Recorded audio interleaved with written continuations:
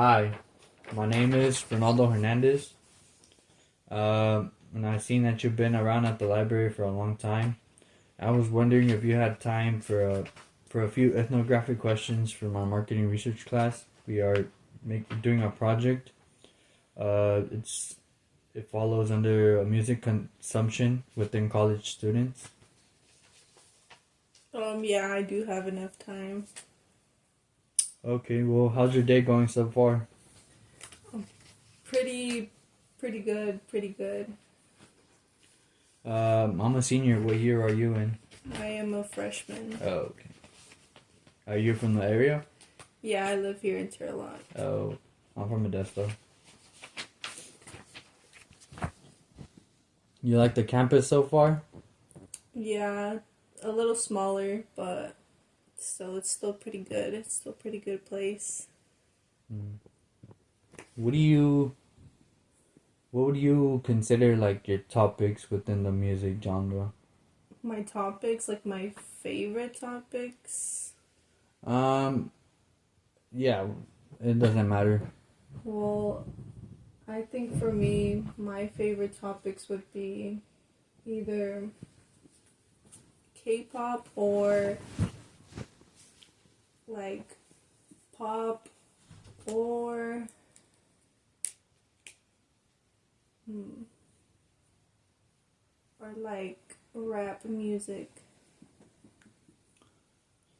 Those seem pretty interesting. I personally focus more on like pop from the 80s, Mexican music, rock from the 80s. But yeah, I mean, I guess everyone has their own ways of into music. What would you think? What would yeah? What would you think that the streaming services or music platforms that are most popular among college students? I would say Spotify would probably be the top, and then Apple Music, and then I don't really know like what other things there are. I personally have never used Spotify or Apple Music, but if you know or have experience, what is the difference from that compared to say listening to a regular CD from old style? I guess you could say. I would say the difference is how much music you can listen to. Like on the platforms, you have access to basically any song that you could think of, while a CD limits the amount or like the songs that you can listen to. Do you think or have a guess about what's the average amount of money college students spend on music each month? I would say, well, a subscription costs about $10 to $15 a month, so I'd say $10 to $15. So, do you personally like have a subscription for music or have had before in the past? I do have a subscription for music currently for Spotify. And how does that work? You just have to pay. I pay like $11 a month, and you have just access to no. You have no ads in your music. You're able to skip through music without getting any ads, and you're able to download music offline. So it's very useful for someone like me that enjoys listening to music. That's an interesting point that you make. Being able to download music when you when you pay a subscription, and what is the advantage of that aside from, I suppose, not having to use the internet? Well, whenever you're like in places where you don't have good internet connection, or you're in a place like out out and about that you literally don't have any signal, then it's very convenient if you want to listen to music or podcasts or something like that and still be able to like play them. Have you ever had experience of attending a live music event or concert? I have had that experience. I've attended like at the county fair music music shows or whatever they're called. And what could you say is the difference from now, from anything within relative new that you've gone seeing live to maybe the first show you or concert that you first seen live? Probably the amount of people. I feel like nowadays it's less. It was less people there than how it used to be. Like the first time I think I ever went, where it used to be more packed with people. Do you think that since COVID-19, the industry of music has changed in some way in terms of the live concerts? I do think that.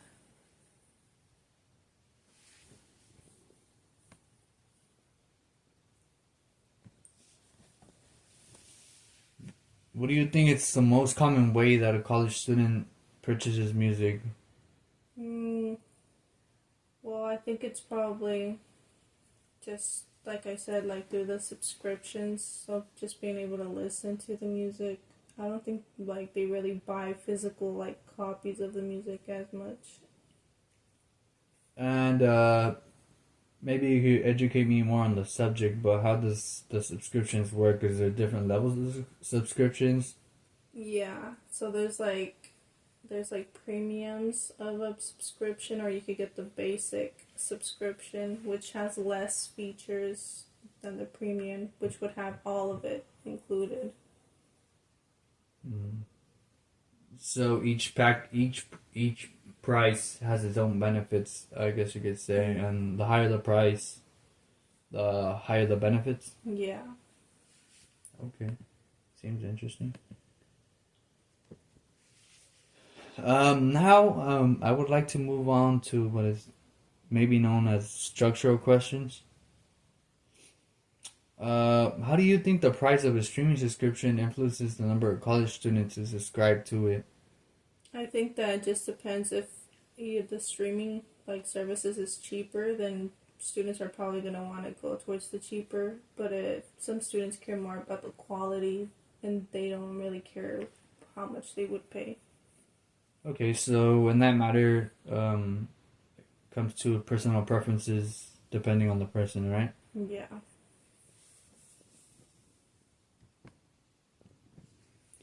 What role do you think pricing promotions play in getting encouraging college students to attend concerts or live music events? I think that well, at least I've seen it in my own experience, the subscription sometimes it advertises concerts that are near you. So if you like listening to a certain artist, it will suggest if they have a concert near you where you could get tickets and actually attend it live. So you could say that nowadays, even in the music industry, there's a lot of business analytics or yeah, analytics Yeah. where the software or whatever the programmer is analyzing consumers' preferences and choices and trying to figure out what is within their interest or not within their interest. Yeah.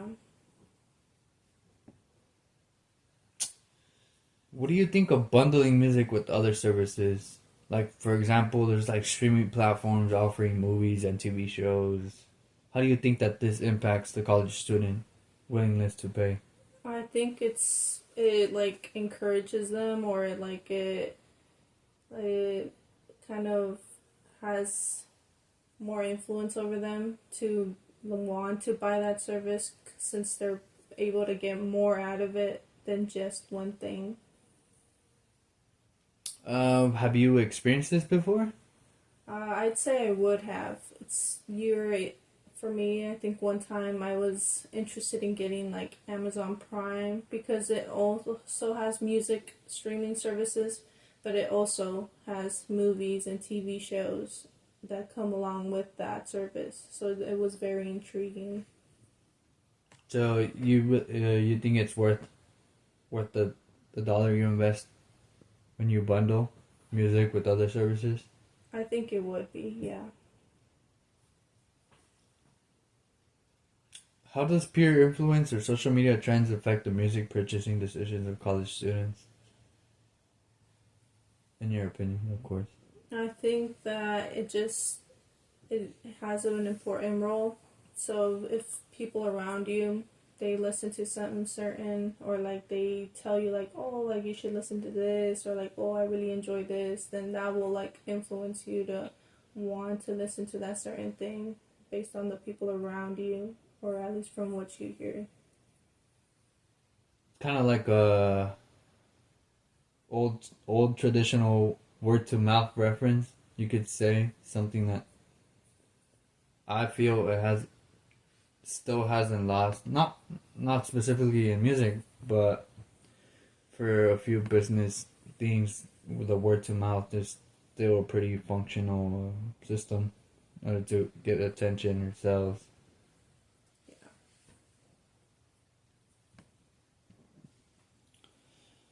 What do you think about the pricing models like pay per song, monthly subscriptions? Do you think college students find most convenient and cost effective, or do you think there should be something different for college students or consumers in general? Well, I know for college students, there's always college student discounts that are always offered, and I think that is helpful, uh, like a lot. But I also feel like it could still be cheaper than what it is. What would your price range? What do you think the price range for college students should be? I feel like a subscription. I feel like just it doesn't have to be like a premium subscription, but like a basic package would could probably be between like $6 to $11 per month. That brings me up to another question. What do you think is more convenient, paying a full year with a big discount, or paying monthly by month, like a regular price? I feel like it just depends on what you're looking for. If for some people, it might be more convenient just to pay one price and just move on with their lives, but some people can't afford that, so they just live month by month and are able to pay that month by month subscription. You do have a point. I mean, it really does depend on each person's life. Um, Everybody gets income differently. Some people get paid weekly, bi-weekly, monthly. Yeah, I get it.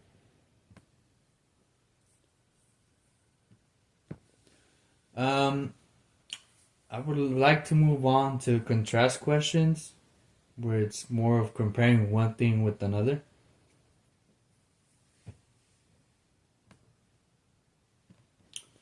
The first question that I have is, do you think college students respond better to a one-time concert discount versus ongoing subscription discounts?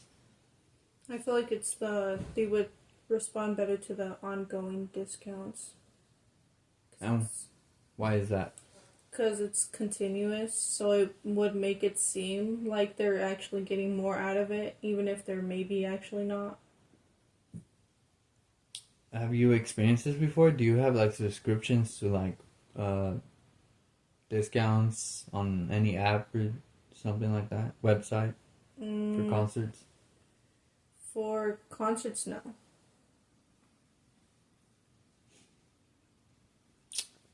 The second question I have is, how does the willingness to pay for live concert tickets differ between students who are frequent versus infrequent concert goers?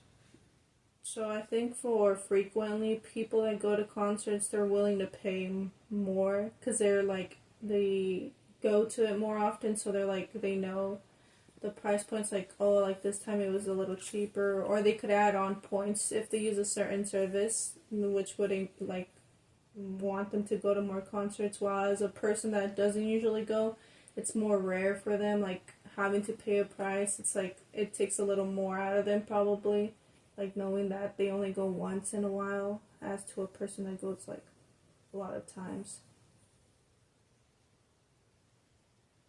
So you're a strong believer in what's it called? How do you could you call it, like membership bonus points, Yeah. in terms of the music industry in this case, where when you're subscribed to something, People are more motivated to buy tickets because they know there's a reward behind it.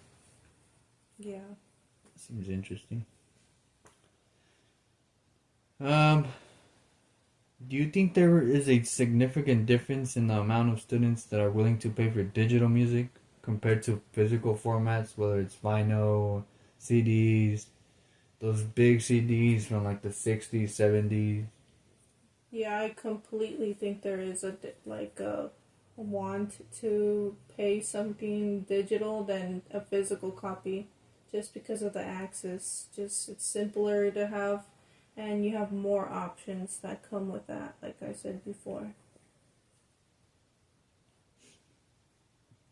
Do you think it's easier for people nowadays to be more educated in music from all the world or back then?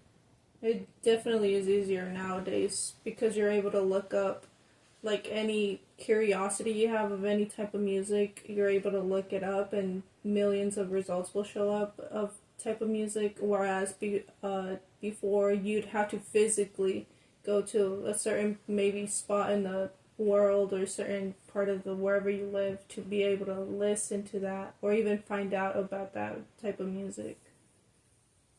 Yeah, true. How do you think music consumption behavior is different between like students with access to like family streaming plans while versus like those who have like just individual single plans?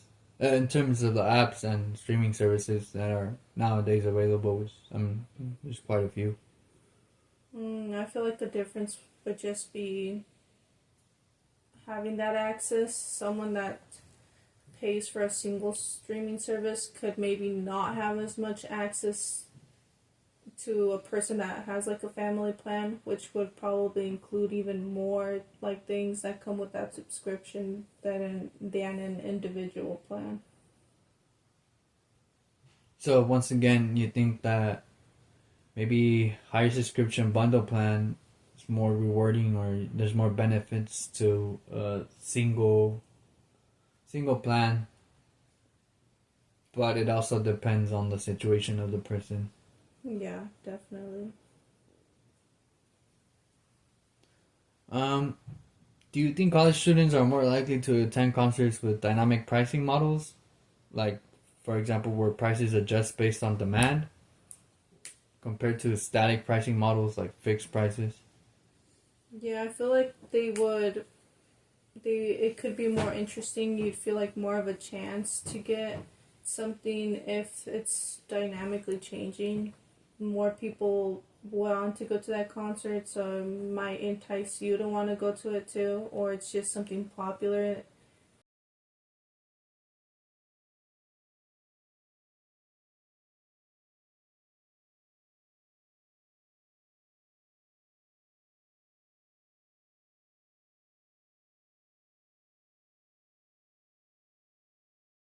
Demand rather than to a fixed pricing, which I feel like to a certain point it's good and bad. But once again, you have when you have fixed prices, people know that that's the price, and it won't go up or down depending on the demand. You know. Yeah. Now, in terms of the applications or websites that offer music, what do you what would you say are the big differences with like the big companies like Apple Music, YouTube Music, Spotify? I don't know if Samsung has an app for music as well. I would say the difference is just the way it's presented. It could be either from just going to the graphics of it, how it looks in each app, to the type of way it's displayed. The sound quality could be maybe better. I know sometimes the music recommended people really enjoy from different like streaming services. Some would say Spotify's isn't that good at recommending music after you choose a song. So I'd say that. Do you have a preference for one? I personally use Spotify just because it's easier and cheaper as to the rest of the streaming services.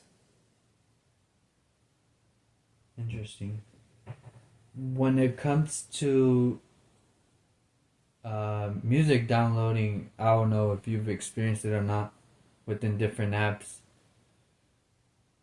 Is there apps that have more capacity when it comes to downloading? Because, I believe you could download a song, 10 songs, maybe a whole CD. How does that differ between from app to app? Well, for me, I since I use Spotify, I know you could download a pretty good amount of songs. I think one time I downloaded like over 300 songs and it still was able to. But yeah, like there's a certain limit for like each app. So I only be able to tell you about Spotify. I don't really know about the other streaming services. Yeah, I understand you use what you find more convenient. Um, and this is might be a little bit more personal question. What would you say you enjoy more, a live music or listening to music uh, in an app or streaming service? For me, I feel like you're never gonna beat the music you listen to on your phone compared to seeing a live artist because it's just different and being able to actually experience that person live. The instrumentals also live are just different than listening to it from an audio from your phone or stuff. So you could say that it's definitely worth more buying a in-person ticket to watch live music than it is to buying a subscription, monthly subscription for music. Well, I would say depends. Like if it's a good artist, an artist that you enjoy, then you would want to obviously pay to see that person live. But a subscription is more convenient to just every day listening to just different types of artists that you don't really would actually consider buying a ticket to. That's interesting. Um, I personally haven't gotten to a lot of concerts in my life, maybe two or three, and I don't have a music subscription. I just go on YouTube and watch videos there of music. And that's the question I have for you. I'm pretty sure you've seen music videos in YouTube. Which ones seem more attracting, or which ones seem more? Is it more attracting to see a YouTube video of a song, or just listening to the song by a subscription? What do you think of that?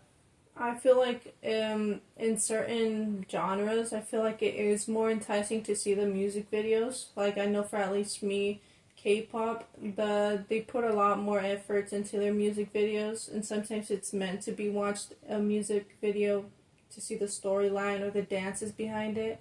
But also some other songs, it's just better to listen to the instrumental, just like the audio itself, rather than seeing visuals or something that could distract you or not really let you focus into the song. Now that you mentioned K-pop, what exactly is K-pop? Maybe I'm a bit ignorant in the topic, but what is it? Well, K-pop is Korean pop Oh, music. and is that something that's really relevant to society today? I feel like it is. It's become more like listened to in the western side of the world than it used to be before. So it's more like known to people just in general. And is that's hit recently to the market in the U.S. or has it been here for a few years? It's been here for a couple of years. I'd say maybe 3, 4 years now. That's interesting. And in terms of genres, what are the two genres you could compare and contrast and be totally different, but yet you like both? Well, I know for me it's definitely K-pop and um maybe like Latin music, which they're both very different in terms of just the language itself. It's two completely different languages, and I feel like the cultures too are completely different. But I feel like at the end of the day, they could still be similar because we both like are very lively, very danceful, and yeah. I have one last question for you. What would you what would you say, you that you're a college student like me, myself, what would you say is the genre that is best for studying? As a Um, college student, of course. for me personally, sometimes I can't listen to songs with lyrics because I'll start like singing along in my head. So I would just say I really enjoy classical or jazz music that have no words, that are just the instruments playing in the background to really like focus on whatever work I'm doing.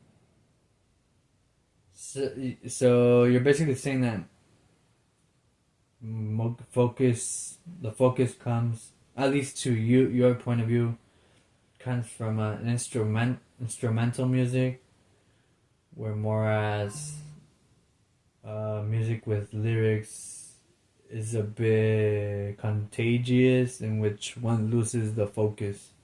Yeah, Is that what I'm? Is that, do I get the point from you? yeah, I'd say yeah. That's the main point. Okay, well, I know it was a bit long, but I would like to thank you for your time, and hopefully I'll see you around campus. Around, I mean, there's still a lot of semester left, and we have spring as well. Yep. Thank you for this time too.